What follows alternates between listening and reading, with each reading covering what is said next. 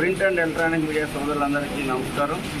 మరి పవన్ కళ్యాణ్ గారు జన్మదిన వేడుకల్లో వారోత్సవాల కార్యక్రమంలో భాగంగా ఈ రోజున వంగాయగూడెంలో ఉన్నటువంటి మిషనరీ ఆఫ్ మదర్ తెరీసా ట్రస్ట్లో మరి ఏర్పాటు చేసినటువంటి వృద్ధుల ఆశ్రమంలో ఏర్పాటు చేసినటువంటి అన్నదాన కార్యక్రమం ఈరోజు చూసాం.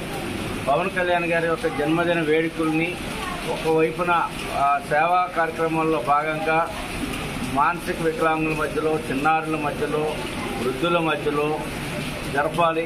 అదేవిధంగా మొక్కలు నాటేటువంటి కార్యక్రమాలు కానీ, బ్లడ్ క్యాంప్స్ కానీ, ఇలాంటి కార్యక్రమాల ద్వారా వారి యొక్క పుట్టినరోజు వేడుకలు నిర్వహించాలనేటువంటి ఆలోచన డిజైన్ మా ఏలూరు నియోజకవర్గ జనసేన పార్టీ నిర్ణయం తీసుకుంది.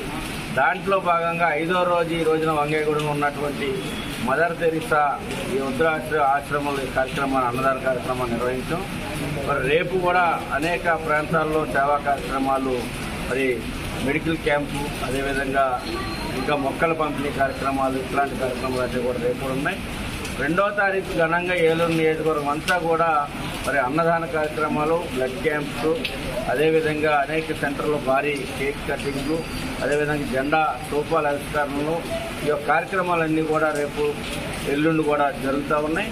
ఈ అన్ని కార్యక్రమాల్లో ఏలూరు నియోజకవర్గం ఉన్నటువంటి జనసేన పార్టీ నాయకులు, జన సైనికులు, వీర మహిళలు, మెగా ఫ్యామిలీ అభిమానులందరూ కూడా పాల్పంచుకొని పవన్ కళ్యాణ్ గారి యొక్క ఆలోచనల్ని, వారి యొక్క విధానాలని, వారి యొక్క భావాలని, సిద్ధాంతాలని ప్రజల్లోకి తీసుకెళ్లాలని చెప్పేసి ఆశిస్తా ఉన్నాం.